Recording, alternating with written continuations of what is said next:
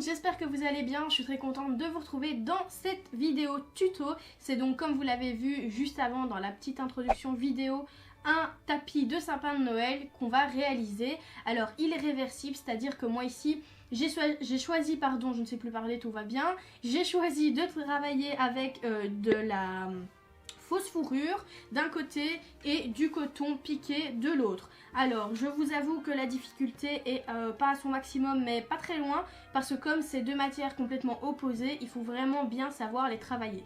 Donc si vous n'êtes pas à l'aise à travailler deux matières différentes, je vous conseille clairement de travailler tout simplement soit en tissu simple et ne pas doubler, ou alors si vous travaillez en doublé, doubler avec un coton piqué si vous travaillez un coton piqué sur l'endroit. Donc comme ça vous avez deux tissus les mêmes et ce sera beaucoup plus facile si vous n'êtes pas à l'aise avec la doublure, etc., la fourrure, etc., etc. Alors ici aussi ce qu'on va faire, c'est qu'on va également apprendre à piquer aussi autour de notre tapis de sapin le billet. Si vous ne savez pas comment piquer le billet, n'hésitez pas à aller voir dans la description, ça se trouve juste en dessous de la vidéo. Vous avez le lien de la formation de base que j'ai faite et vous avez pas mal de bases de la couture dedans. Elle est gratuite, donc n'hésitez pas à aller checker, ça se passe juste en dessous. Je ne suis pas plus longue, on passe directement à la pratique.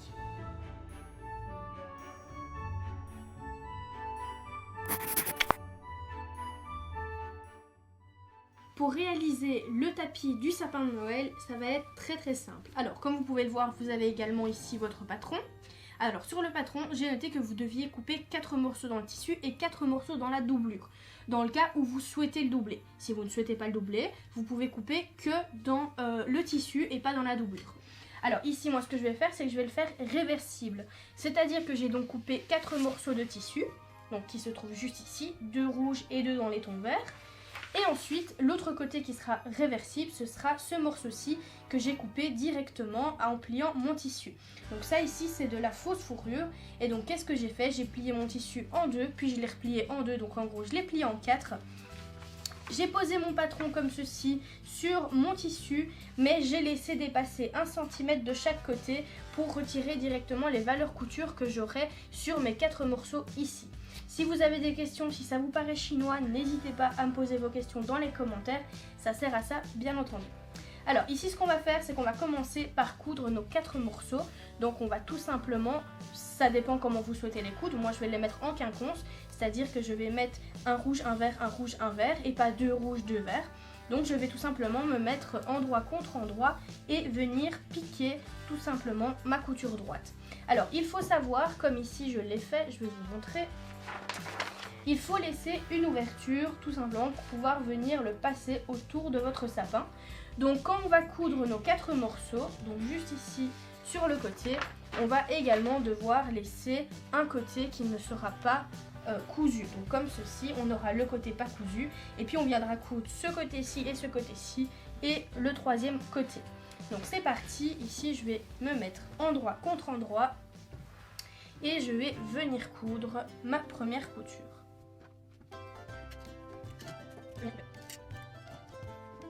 Une fois qu'on a cousu les 4 morceaux ensemble et qu'on a bien laissé l'ouverture comme je vous ai dit au tout début, on repasse bien les coutures et s'il le faut, on peut également surjeter les coutures dans le cas où vous avez un tissu qui s'effiloche. Alors moi ici, comme je compte le doubler, ce que je vais faire, c'est que je vais venir endroit contre endroit, comme ceci, déposer mon tissu de doublure. Donc je viens me poser correctement bord à bord avec mon ouverture. Alors si vous souhaitez aussi, donc ça c'est un petit conseil on va dire, si vous souhaitez mettre des rubans par exemple ici, pour ensuite venir fermer avec des rubans donc l'extérieur, donc l'ouverture plutôt de votre tapis de sapin, vous pouvez. C'est donc à ce moment-ci qu'il faut les insérer ici, donc à l'intérieur, et on vient donc placer comme ceci notre tissu ensuite et on pique. Alors moi ici je ne vais pas en mettre parce que voilà, j'avais pas trop envie d'en mettre. Je vais le faire plus simple. Donc ici ce qu'on va faire, c'est qu'on va bien épingler tout le contour sans vous piquer comme moi, c'est mieux. On épingle également de l'autre côté.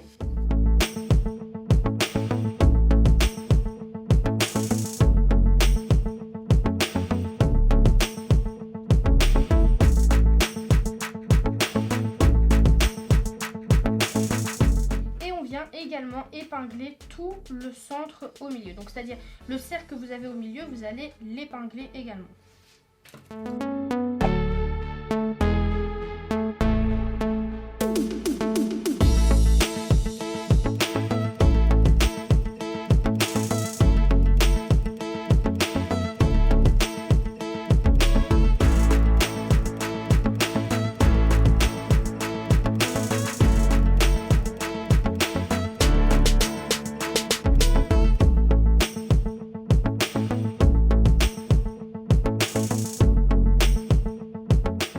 Alors au niveau de la finition, ce qu'on va faire ici, c'est qu'on va coudre l'ouverture, le cercle donc du milieu et la deuxième ouverture et finir tout le contour avec un billet. Alors vous avez également le choix de faire l'inverse, c'est-à-dire de coudre donc ici la ligne d'ouverture de chaque côté et d'épingler tout le contour du grand cercle et venir le coudre et donc terminer avec le billet au niveau de l'intérieur. Donc ça c'est vous qui voyez ce que vous préférez comme finition. Donc ici en l'occurrence nous on va venir piquer tout le long de la première ouverture, le contour et ensuite la seconde ouverture. On ne pique pas le contour parce qu'on va devoir le retourner et ensuite venir poser notre billet. Une fois que vous avez cousu la première ouverture, le centre ou l'extérieur et la seconde ouverture, vous pouvez maintenant cranter le cercle. Pourquoi on crante? Tout simplement pour que quand on retourne, on ait une courbe harmonieuse et pas quelque chose de fort carré. Donc moi ici j'ai pris un petit coupe-fil, ça me permet d'être hyper précise. Maintenant vous pouvez bien entendu prendre la pointe de votre ciseau. Donc je commence par évider les angles. Et ensuite je crante l'intérieur. Faites bien attention de ne pas couper votre coupe.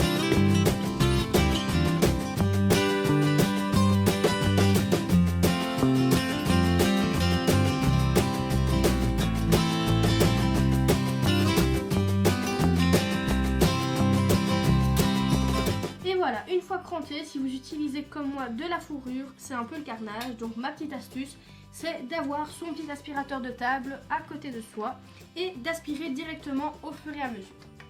C'était la petite astuce maison. Alors maintenant, une fois que c'est fait, on peut retourner notre ouvrage. Donc on fait bien ressortir les angles.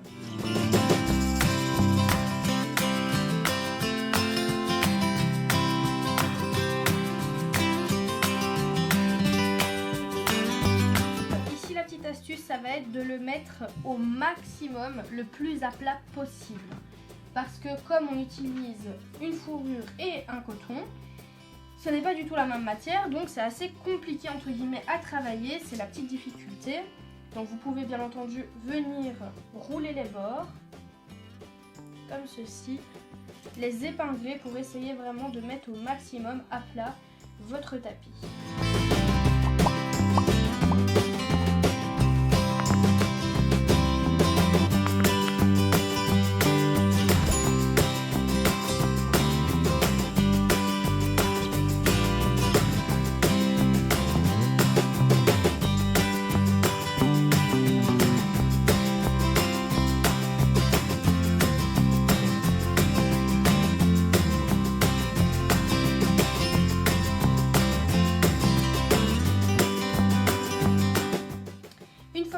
On va venir épingler tout le grand contour donc, de notre tapis et une fois que c'est fait, on viendra poser notre billet. Alors le contour, on va venir le piquer à valeur pied presseur, mais d'abord il faut bien entendu l'épingler correctement.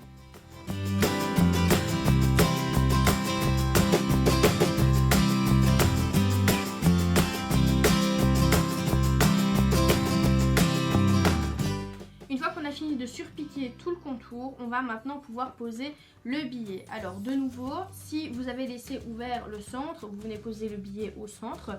Si vous avez fait comme moi, vous venez le poser sur le grand contour. Alors on va commencer tout simplement par épingler le billet au début. Alors vous pouvez bien entendu l'épingler tout le contour si vous le souhaitez. Moi je ne vais pas le faire, je vais directement le plier et le piquer comme ceci. Alors pour commencer, donc vous pliez, donc vous laissez comme ceci plus ou moins 3-4 cm qui dépassent. Vous pliez comme ceci votre billet. On épingle à 1,5 cm du bord. Et ensuite, on vient recouper 1,5 cm.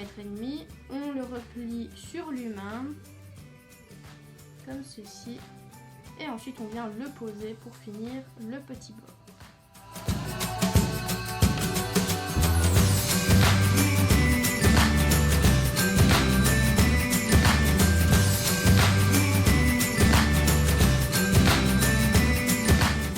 C'est fait, on va pouvoir poser le billet sur tout le contour et ensuite on aura fini notre tapis réversible pour notre sapin de Noël. Donc voilà, si vous êtes arrivé jusqu'au bout de cette vidéo, c'est que vous avez terminé de réaliser le tapis pour votre sapin de Noël. N'hésitez pas à le partager sur les réseaux sociaux avec le hashtag EnjoyCoutureSapin ou alors tout simplement en nous identifiant sur votre photo, donc EnjoyCouture. Si vous ne nous suivez pas encore, n'hésitez pas à nous suivre, EnjoyCouture Instagram, EnjoyCouture Facebook. Vous pouvez nous rejoindre, ça nous fait extrêmement plaisir. Et si vous venez d'arriver sur la chaîne, n'oubliez pas de vous abonner, c'est totalement gratuit. Vous cliquez sur le bouton s'abonner, la petite cloche et c'est parti. Alors n'hésitez pas aussi à partager cette vidéo si vous l'avez trouvée chouette pour que vos amis également puissent reproduire aussi le tapis de sapin de Noël. Ben voilà, moi je vous ai tout dit, tout ce que vous devez faire pour réaliser ce petit tapis de sapin. J'espère que ça vous a plu. Si c'est le cas, n'hésitez pas à laisser un pouce vers le haut, ça fait toujours plaisir. Et si vous avez des questions, ça se passe dans les commentaires. Ou bien si tout simplement vous avez apprécié la vidéo, n'hésitez pas aussi à me le dire. Je vous fais plein de gros bisous et je vous dis à bientôt dans une prochaine vidéo. Salut!